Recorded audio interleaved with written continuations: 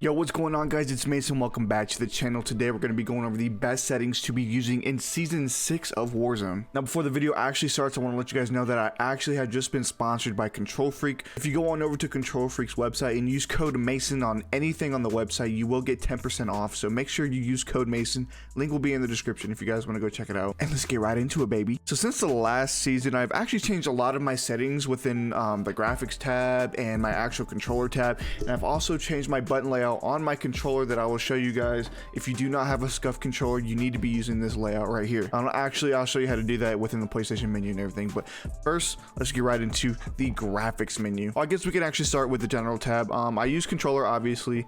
I play on an FOV of 105 affected, which is really nice. It makes them so that the characters aren't too small that you're shooting at, and they're not too big so that you don't know where you're looking. And I also use affected because it looks like you have no recoil. What you do have recoil. It's zoomed out, so the effect looks like you don't have any recoil, so it's pretty easy to control. Colorblind, I use the Dero to Pronopia. Yeah, and I put that on both. I use a square minimap rotation. Nah, I don't really think any of that matters. And then I keep my FPS, server latency, and packet loss on the top left of my screen, as you can see up here, because I do play on PC. Over to my graphics tab, I do play on full screen borderless because I do have two other monitors right here. I have a portrait monitor and then a regular curve monitor over here. Now, I did think that the full screen borderless was going to take away some frames per second in game, which is actually not true. I watched a video on it and I've tried it myself. Full screen does not give you any more FPS than the full screen borderless, maybe 1 or 2 maybe at the most, but that's just like, it's not even worth it because I can just go back and forth like this. So I do use full screen borderless. I did get my 144 hertz monitor, which is amazing. I'm very happy about it. It's changed my game like a ton since I switched from 60 to 144. I've been playing a lot better and everything like that. So if you guys do not have a 144, get it, which most of you probably do if you play on PC. Render resolution, I keep at 100 as usual. You should not go over or under. Custom frame rate, I keep that limited so I can go above and beyond in that frames per second. Texture resolution, I keep at a normal because I did change my Intel i7 7700 CPU over to a Ryzen 7 3700X, so I can do pretty much a lot more. I can run this at a high resolution while also running OBS, while also running Discord and, you know, a tab of Google Chrome and stuff. So Ryzens are definitely the best if you want to do a single stream PC. I keep that on normal. Texture filter, I keep that on low. Particle quality, keep that on high. This was a big one right here. Particle quality is a big one. I used to put this on low and I did not know why, but my trees look like mush. I did not understand why it was like that. Change this to high, boom, changed everything. Keep this on high. It doesn't even change any of your VRAM usage, so there's really no point in turning it off. Sprays, I keep that on just in case. Tessellation, I disable that. On-demand texture streaming, this is a new one. I keep this disabled. Streaming quality, put that on low. Shadow map resolution low. Cache spot shadows disabled. Both of these ones disabled. Particle quality, keep that on ultra. Ray tracing, keep that off. Ambient occlusion, keep that off. Screen space reflection, turn that off. Anti-aliasing, I keep that on 1 times just because when it's off, it really looks a lot like a Nintendo 64 game, like it's super pixelated and gross. So I do run it on the SMAA 1 times. I would go higher if your PC can run it. Mine really can't, so 1 time is good for me. I like it there. Depth of field, keep that on disabled. Film strength 0. Motion blur off, and film grain on 0. That is all of my settings for the graphics tab. We're gonna get into the audio tab now.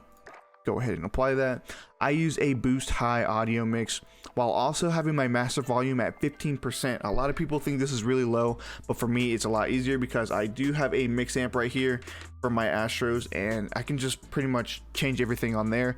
That's why I keep it at 15 because I don't like mine too loud, but I also don't like it so I can't hear anything. So 15 is a good middle spot for that for me. You guys might want it at 100%, which I just can't do. That is just too crazy for me. That I'll blow my eardrums out if I listen to it on 100. Music, turn that on to 0. Dialogue 100, because if people are coming in from the gulag, then the announcer will say, hey, somebody's coming right on top of you. So keep that on. Effects volume, keep that at 100 because that's like footsteps and stuff. Everything else is just preference. Voice chat, you know, it's voice chat, come on. Now over to my controller tab. This is the big one. This is what everybody's coming to the video for. Everybody wants to know, Mason, how did you drop the world record game? What were your settings? Boom, about to tell you right now. First, let's start off with my controller. I use a regular controller with a right control freak. Use code Mason, 10% off on the website. If you guys are wondering, I do have a command strip on the back because my my USB is broken right here, so I just slapped the command strip on it and boom, it's stuck in the controller and it won't come out. But this is just a regular DualShock controller. It's actually pretty busted, but this is what I've been using for the past like 2 weeks and I love it. I know it's broken in, it's like actually broken on the sides right here, so I might need to get a new controller, but I like it how it is. I'm used to it and it feels good when I play. So as you can see on screen, it says stick and move flipped, and that is correct. I do play on stick and move flipped. I jump with pushing in this button right here, this right stick. Usually that's a melee button, but if you change the stick and move flip, it turns it into a jump button. And then usually I slide with circle. No, I do not slide with circle anymore. I actually slide with my L2 button right here. You guys do not see, I play on flip, so I shoot with my bumpers right here, and so these ones would be my grenade and my tactical. But I went into this program called DS4 Windows, and you can also go into the accessibility tab on the PlayStation 4 and actually change your button assignments. I changed my circle button to my L2 and my L2 to my circle button. So if I have a heartbeat sensor or some stun grenades, I will press circle to use it, and then I can crouch, slide, prone with my L2 button. So boom, it's just right there. Boom, slide, or boom, crouch. Or I can hold it like this and drop shot while I'm shooting somebody or something like that. I don't know. I just found this out from my boy Chain Feeds, and I have not been able to change it since. I have been stuck to it. If you guys can't afford a scuff controller and you do not want to pay all that money for it, definitely try this button layout out. You jump with stick and move, you crouch and slide with this L2 button right here. It works for me. I love it a lot, and yeah, that's pretty much it for the button layout. Definitely try it and let me know in the comments if that works for you. But onto the Deadzone and the horizontal stick sensitivity and the low zoom and everything. It's way different from last time. I played out at 8.5.75 before, which was good. I liked it, but this makes my shots unbelievably accurate. Like, it's just nuts. I keep my Deadzone on a 0.05. I know the default for PC is actually a 0.20, but 0.05 is my little sweet spot that I like. Then I actually went down to a 6.6 sensitivity, and if you're wondering why I went to this exact sensitivity and everything, I actually was in the world record gameplay with my boy Schley. He's an unbelievable player, and he actually uses 6.6 on a 0.6 sensitivity, which was absolutely crazy to me. I was like, there's no way this guy is actually dropping a 50 kill game using this low of a sensitivity. Ended up using it.